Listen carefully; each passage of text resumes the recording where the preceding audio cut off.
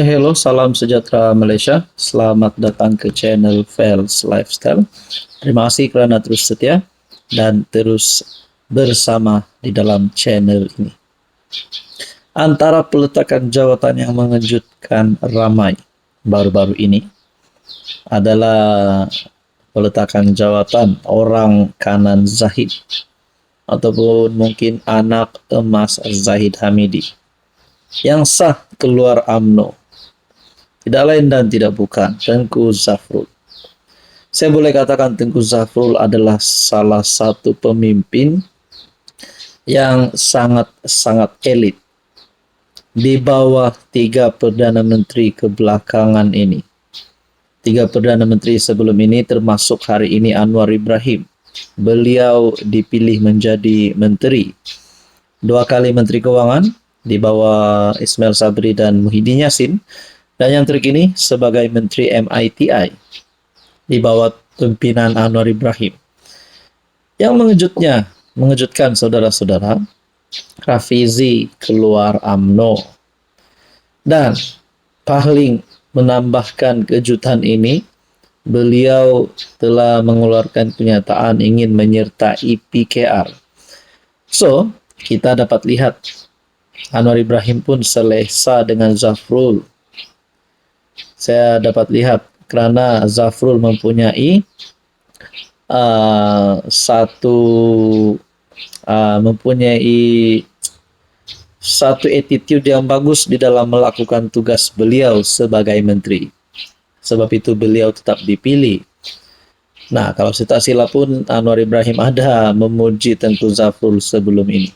Jadi persoalannya, kalaulah Tengku Zafrul diterima masuk PKR, Anwar terima masuk PKR, adakah Anwar akan berani berhadapan dengan risiko penarikan sokongan daripada UMNO?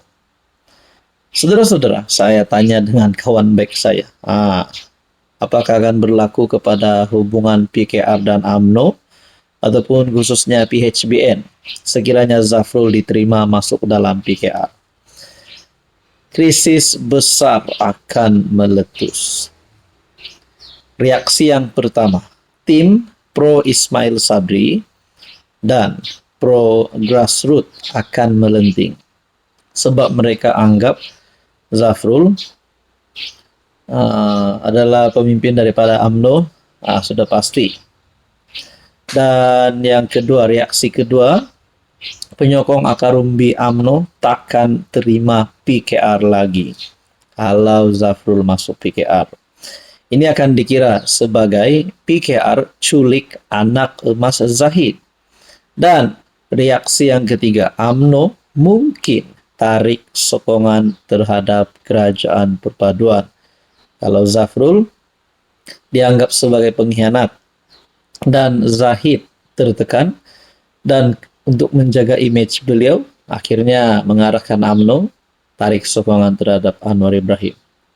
Tapi yang paling mengejutkan, mungkin juga Barisan Nasional akan menarik sokongan terhadap Anwar Ibrahim. Jadi semua ini menjadi persoalan dan pertanyaan.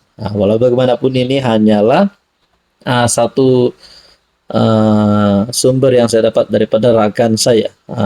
Bukan benar pun, belum berlaku. Tapi kalau berlaku, tidak mustahil. Apa yang reaksi-reaksi yang saya kongsikan sebentar tadi, tidak mustahil untuk menjadi kenyataan. Jadi, saudara-saudara, andai kata Zafrul masuk PKR, adakah beliau akan terus diberikan jawatan tertinggi di dalam parti? Mungkin menjadi naib presiden, mungkinkah menjadi timbalan presiden, dan boleh menjadi presiden PKR pada masa-masa akan datang. Jadi saudara-saudara, apa komen Anda? Hai, hello, salam sejahtera Malaysia. Selamat datang ke channel Fels Lifestyle. Terima kasih kerana terus setia dan terus bersama di dalam channel ini. Saudara-saudara, tuan-tuan dan puan-puan, mungkin Anda yang menonton video ini adalah penyokong tegar. Anda adalah pengundi bagi Datuk Seri Anwar Ibrahim, penyokong kerajaan perpaduan. Dan mungkin juga Anda bukan penyokong Anwar. Mungkin Anda penyokong pembangkang penyokong Muhyiddin ataupun Perikatan Nasional. Saudara-saudara, ada yang mulai bertanya-tanya berkaitan dengan status Anwar Ibrahim. Setelah orang kata ada pergolakan di dalam PKR baru-baru ini berkaitan dengan pemilihan PKR, ada yang mulai mempersoalkan mampukah Anwar bertahan sehingga PRU 16 ini, ataupun adakah Anwar dan kerajaan hari ini mampu menang PRU 16 nanti. Rupanya ini adalah antara penyebab Anwar Ibrahim boleh tumbang. Saya dapat maklumat ini daripada rakan saya. Ini adalah penyebab untuk PMX, Kerajaan Perpaduan Pimpinan Anwar Ibrahim, untuk tumbang. Nah, saya akan kongsikan kepada Anda beberapa senarionya yang boleh menyebabkan Anwar Ibrahim tumbang. Seperti yang kita tahu, setakat ini Anwar memang mempunyai sokongan yang cukup daripada Sabah Sarawak, daripada UMNO BN, dan juga ada ahli parlimen lain yang menyokong kerajaan. Tapi tidak mustahil untuk Anwar tumbang. Nah, saudara-saudara, antara senarionya adalah yang pertama, lompat terancam, perjanjian sulit GRS, GPS, dan PN. Bagaimana berlaku? GRS Sabah dan GPS Sarawak. Rasa kerajaan PHBN tak beri cukup kuasa atau peruntukan.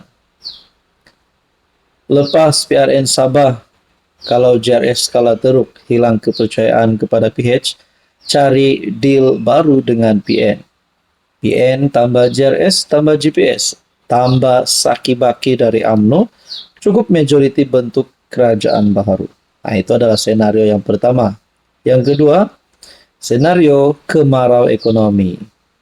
Hilang keyakinan parti sendiri. Bagaimana berlaku?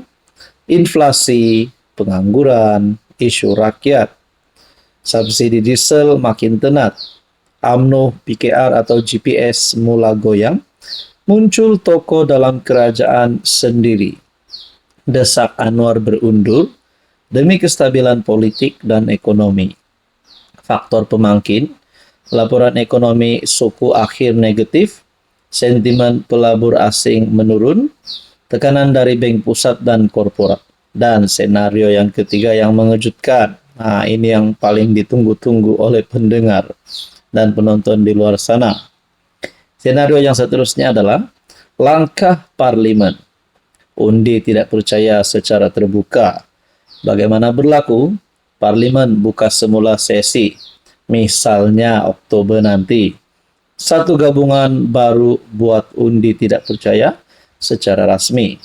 Jika Anwar kalah, undi otomatis letak jawatan. Faktor pemangkin, perjanjian gabungan longgar mula runtuh. MP bebas atau UMNO, klaster Zahid mula belot. Kuasa Agung dan Istana dipanggil masuk campur untuk runding kerajaan baru. Nah, walau bagaimanapun saudara-saudara, itu adalah antara 3 senario yang saya boleh kongsikan kepada Anda. Nah, 3 senario yang boleh menyebabkan Anwar Ibrahim tumbang. Tapi segala-galanya kita nantikan saja pada PRU 16. Karena semuanya bergantung dengan strategi campaign, bergantung dengan isu semasa, bergantung dengan tren pengundian. Saudara-saudara, apa komen Anda?